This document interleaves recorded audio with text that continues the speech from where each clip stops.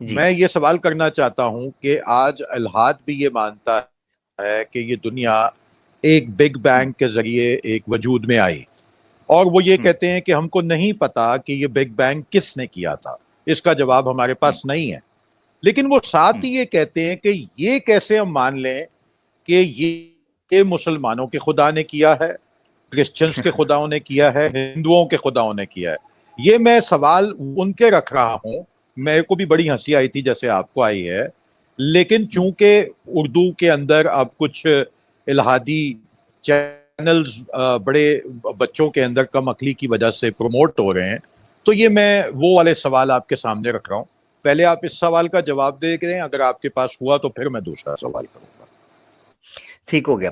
اچھا، پہلے تو یہ ہے کہ کسی بھی ملحد کو جب وہ کہتا ہے کہ ہمیں یہ نہیں پتا کہ مسلمانوں کے خدا یا فلانے خدا نے کیا ہے، سب سے پہلے یہ چیز ہے کہ جب فعل ثابت ہو جائے اس کا فاعل یقینی ہوتا ہے۔ ٹھیک ہے، فاعل اس کا یقینی ہے، یعنی عدم ذکر فاعل سے عدم فعل لازم نہیں آتا۔ یہ منطقی اور فلسفی بحث ہے۔ مثال کے طور پر میرے ذمے یہ ثابت کرنا ہے کہ کوئی چیز چوری ہوئی ہے۔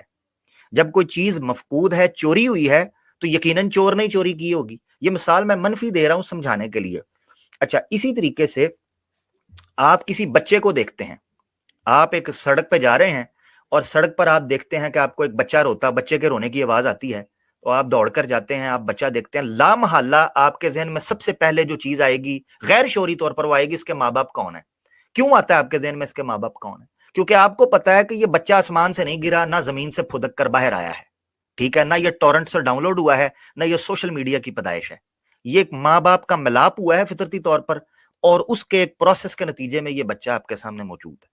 کوئی بندہ جاہل بھی ہو، نبینا جس کے کانوں میں بچے، وہ پوچھے گا اس کے ماں باپ کدھر ہے، یا وہ اس کے ذہن میں یہ سوال ابھرے گا۔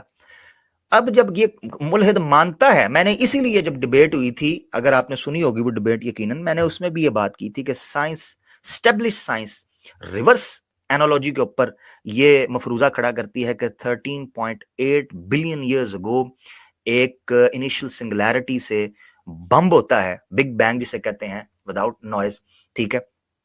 اچھا، تو وہ جب دھماکہ ہوتا ہے تو اس کے نتیجے کے اندر جناب یہ دنیا اور یہ انرجیز اور یہ ساری چیزیں پھیل جاتی ہیں۔ کہتے ہیں یہ ہوا ہے، مگر ہمیں یہ نہیں پتا کہ یہ کس کے خدا، اور بھئی آپ اپنا خدا بنا لو، مگر ہاں اس کو مارکیٹ میں پیش ضرور کرنا پڑے گا۔ جی، اب ایتھسٹ نے اپنا خدا بت بنایا ہوا ہے، مگر چونکہ یہ ہمارے جو کٹر قسم کے اور ہماری جہالت پر مبنی مذہب کا جو ایک سرکل بن چکا ہے، افسوس کہ گھر کو لگ گئی آگ گھر کے چراغ سے، ہمیں جب ان سے نپٹنا پڑتا ہے تو یہ اپنے منہ کو چھپانے کے لیے کہتے ہیں نہیں جی نہیں، ہم تو نہیں کسی کو مانتے۔ کیوں جی؟ کیونکہ اگر ہم نے اپنے خدا، اسی لیے میں نے یہ جو ساتھی آئے تھے نیچرلسٹ، ان سے جب کہا کہ چلو جی آپ کو ہمارے خدا کا کانسیپٹ سمجھ نہیں آتا، اپنا پیش کریں، تو وہ بغلیں جھانکنا شروع ہو گئے تھے، اور وجودی کہہ رہے ہیں خود کو، اور دوسری اصطلاح نہیں آتی۔ معذرت کے ساتھ میں ان پر کوئی تحقیر کی بات نہیں کر رہا، مگر میں حقیقت آشکار کر رہا ہوں کہ ملحدوں کو پھر اس خدا کو مارکیٹ میں پیش کرنا پڑے گا، کیونکہ بگ بینگ خود تو نہیں ہوا۔ اب رچرڈ ڈاکنز صاحب جو ہیں اس دنیا کے اندر حیات کا، لائف کا جو بگننگ مانتے ہیں، وہ کہتے ہیں جی وہ باہر سے آ کے کوئی سیڈ ڈال گیا تھا انٹیلیجنٹ، اور ان کے نزدیک وہ آرٹیفیشل انٹیلیجنس تھی جو ہمارے نزدیک نیچرل انٹیلیجنس ہے، ٹھیک ہے نا جی، یا انٹیلیجنٹ ڈیزائن جسے کئی کریشنسٹ کہتے ہیں۔ خیر، اب آپ نے خدا کوئی بھی ماننا ہے آپ شوق سے مانیں۔ ہم تو کہتے ہیں وَلَهُ الْأَسْمَاءُ الْحُسْنَى، اللہ کی ذات کے لیے تو خوبصورت نام ہے، آپ اس کو کریٹر کہہ لو، آپ اس کو انوینٹر کہہ لو، آپ اس کو انیشیٹر کہہ لو، آپ اس کو جو ہے نا وہ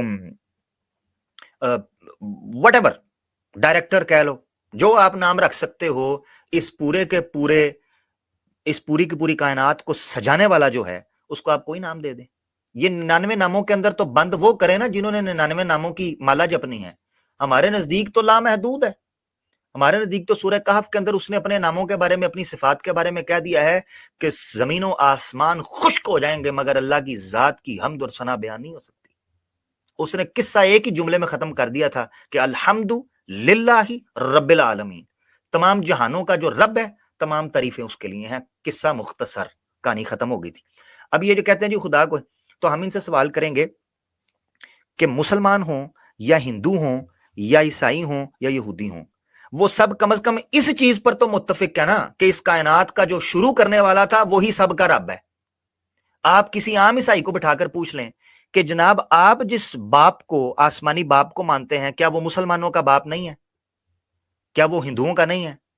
کوئی جاہل سے جاہل جس نے چرچ کا منہ تک نہیں دیکھا یا بائبل جس کو دیکھ کر پڑھنی نہیں آتی، ٹھیک ہے جی، وہ بھی کہہ دے گا نہیں نہیں بھائی میرا، میں نے کو کاپی رائٹ ہے میرا۔ اسی طریقے سے آپ کہہ دیں ہندوؤں سے، وہ یہ کہیں گے۔